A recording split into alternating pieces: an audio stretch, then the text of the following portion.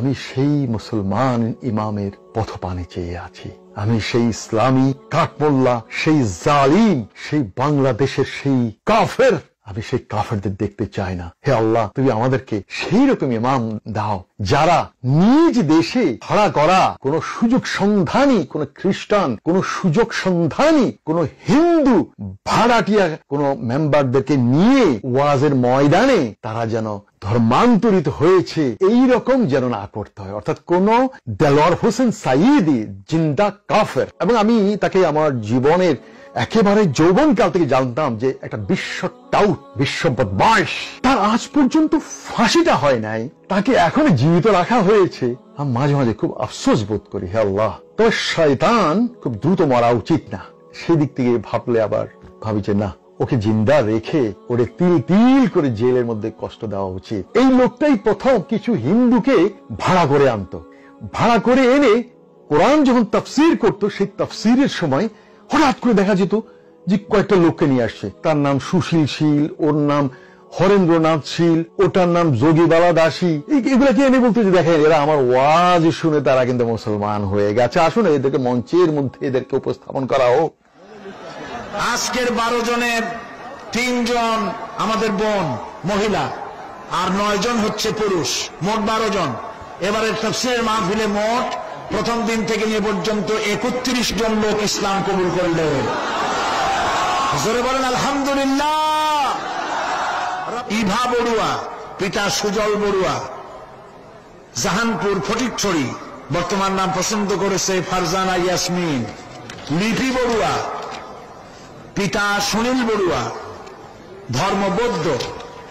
এর আগে যার নাম, আগে যে 3টা নাম বলেছি 3 জন বৌদ্ধ ধর্মের। এইভাবেই সে এদেরকে বিভিন্ন রকম উপঢৌকন টাকা পয়সা দিয়ে তাদেরকে ভাড়া করে আনা হতো, এনে নিজের ইসলামী যে ধর্ম প্রচার সেই জিনিসটা সে দেখাতো। এবং সেই ধারাবাহিকতায় তারিখ জানুয়ারের পরে আরো কিছু আছে বাংলাদেশে এখন যা দেখা যায়, কোথায় কোন জেলে ফেলে নিম্নবর্ণের হিন্দু এগুলাকে এরা অল্প টাকাতেই মজে যায়, এদেরকে নিয়ে আসে ভাড়াটিয়া, নিয়ে এসে থেকে ধর্মান্তরিত করে। কিন্তু একটা হুজুর নেই যে বাংলাদেশের বাইরে গিয়ে কোনো ধর্ম প্রচার করেছে। আপনারা নিশ্চয় জানেন 2018 সনের সম্ভবত জুলাই আগস্টের দিকে কোন একজন আমেরিকান মিশনারিজ সে কিন্তু আন্দামানের সেই বর্বর একটি দ্বীপে গিয়ে তাদেরকে খ্রিস্টান করার জন্য সে জীবন দিয়েছে।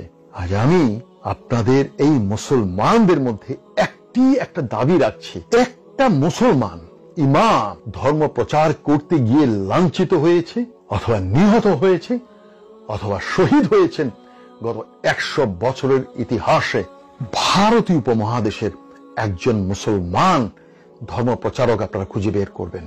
একজন শহীদ হয়েছে ইসলামের জন্য, শহীদ হয়েছে ধর্ম প্রচারের জন্য। তবে গরু খাওয়ার জন্য কেউ যদি শহীদ হয়ে যায় অথবা কাশ্মীরের আজাদের জন্য শহীদ হয়ে যায়, আমি সেগুলো বলছি না, সেগুলো ধর্ম প্রচার না, সেগুলো ইসলামের কাজ না।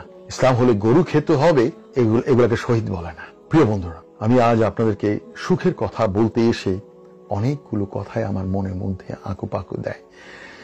সেই কথাগুলো অনেকটা ওয়াজিদের মতে, ওয়াজিরা যখন কোরআন তাফসীর করতে বসে তখন তারা স্ট্রেইট ড্রেড হয়ে চলে যায় অন্যদিকে।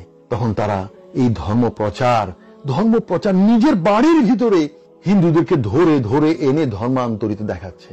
কারণ আজহারি যতই সাইদের কথা বলুক, মনে প্রাণে সে জানে যে তার যে গুরু, যাকে সে সাপোর্ট করেন, কোরআনের ময়না পাখি বলেন, সে দেলোয়ার হোসেন সাইদি একটা বিশ্ব বদমাইশ এবং চরিত্রহীন।